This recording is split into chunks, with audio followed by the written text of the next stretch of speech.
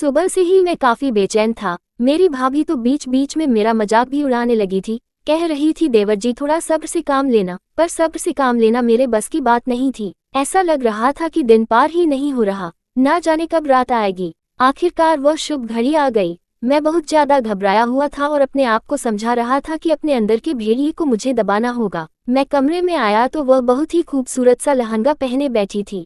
अपने चेहरे को घूंघट में छुपा रखा था। मैंने उसका घूंघट हटाया और उसे उसका तोहफा दिया। मैंने उसके लिए एक बहुत ही खूबसूरत सी डायमंड नेकलेस खरीदी थी। वह अपना गिफ्ट देखकर मुस्कुराई। फिर मैं उसे करीब से देखने लगा। उसके हाथ, उसके होठ और उसका गला। उसके गले में एक चैन था जो कि उसके सीने तक था। जैसे ही मैंने चैन की लॉकेट को देखा तो उसके अंदर कोई तस्वीर थी। मुझे लगा कि मेरी और उसकी तस्वीर होगी। लॉकेट देखते वक्त जैसे ही उसका सीना थोड़ा टच हुआ तो मेरे हाथ पैर ठंडे होने लगे। मेरा पूरा शरीर कांपने लगा और ऐसा लग रहा था जैसे कि मैं बेहोश हो जाऊंगा। डर कर मेरी चीख निकल गई। मैं कमरे से बाहर निकल गया और ड्राइंग रूम में जाकर बैठ गया। हमारे घर पर मेहमान भरे पड़े थे। मुझे वहां देखकर सब लोग आश्चर्यचकित हो गए कि अपनी नई नवेली दुल्हन को छोड़कर मैं यहाँ क्यों बैठा हुआ हूँ। मेरी भाभी तो आकर कहने लगी कि देवर जी क्या बात है, यहाँ क्यों आ गए, जाए अपनी पत्नी के साथ कमरे में जाए। लेकिन मेरी हालत बहुत खराब हो रही थी।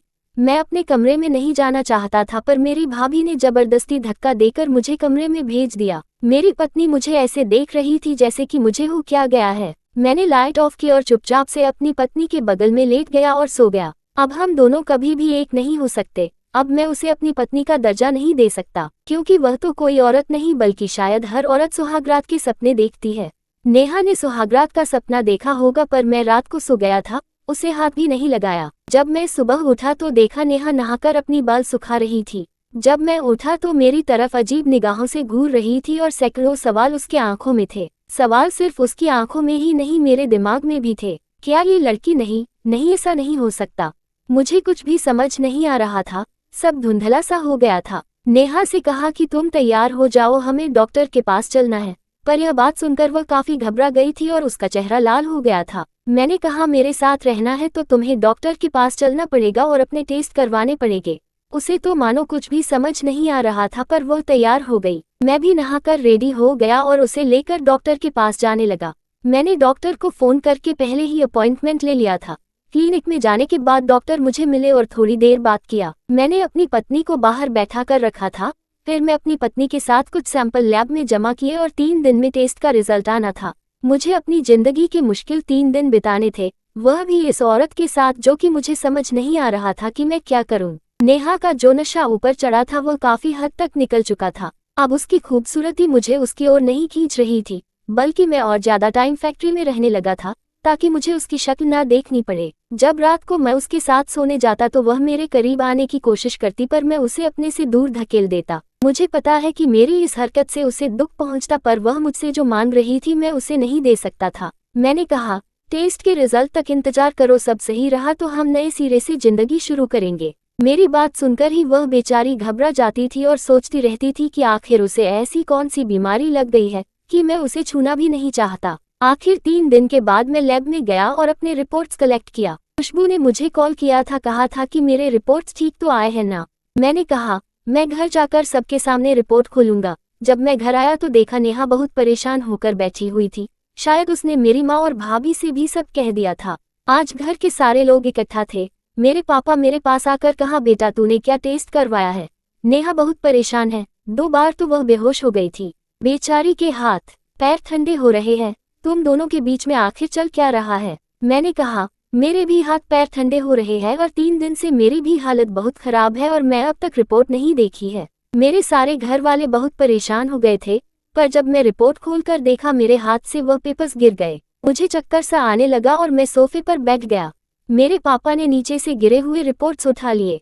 नेहा भी काफी डर गई थी। मेरे चेहरे से समझ में आ गया था कि रिपोर्ट में कुछ गलत लिखा हुआ है। मेरे पापा के हाथ से रिपोर्ट उसने ले ली। मेरे दिल की धड़कन अब और ज्यादा तेज हो गई थी। मैं नहीं चाहता था कि नेहा वह रिपोर्ट पढ़े, क्योंकि मैं अभी इसके लिए तैयार नहीं था। अगर नेहा ने रिपोर्ट पढ़ लिया तो हमारी जिंदगी हमेशा के लिए बदल जाएगी, हमारा रिश्ता हमेशा के लिए बदल जाएगा। मैंने कहा नेहा, पर इससे आगे मैं कुछ भी नहीं कह पाया।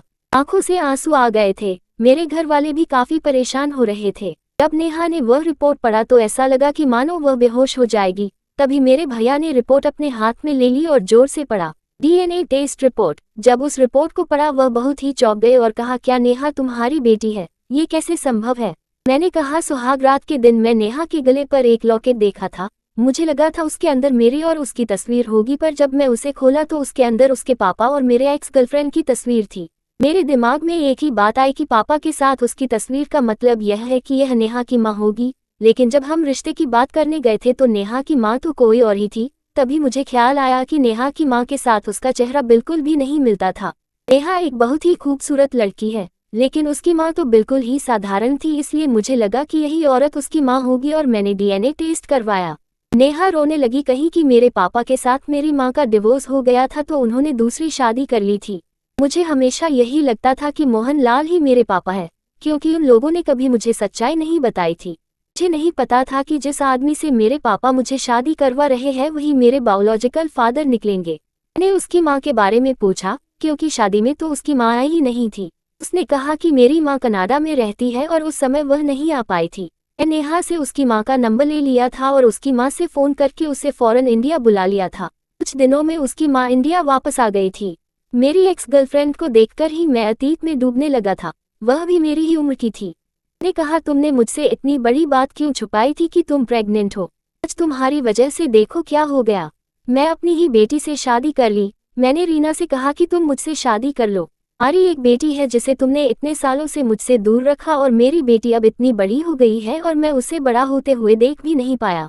रीना ने कहा कि जब उसे पता चला कि वह प्रेग्नेंट है तो वह काफ़ी डर गई थी और वह बच्चे का अबॉर्शन करवाना चाहती थी। अबॉर्शन के लिए बहुत देर हो गई थी। तभी उसके माता पिता ने जबरदस्ती उसकी शादी मोहन लाल से कर दी थी, जो कि उसके दूर के सगे थे।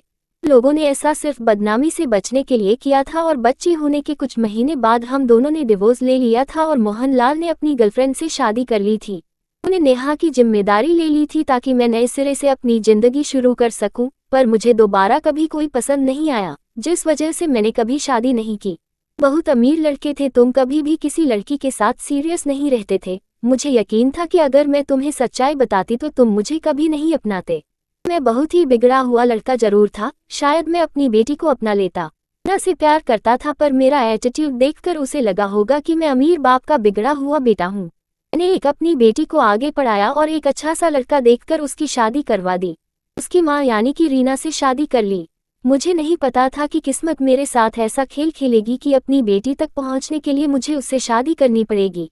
नेहा से शादी नहीं करता तो मुझे कभी भी पता नहीं चलता कि इस दुनिया में मेरी एक बेटी भी है और सही वक्त में सच्चाई सामने न आती तो शायद मैं जीते जी मर जाता। इसलिए हमारी जिंदगी पटरी में आने में समय लगा था। धीरे धीरे वक्त के साथ सब ठीक हो गया।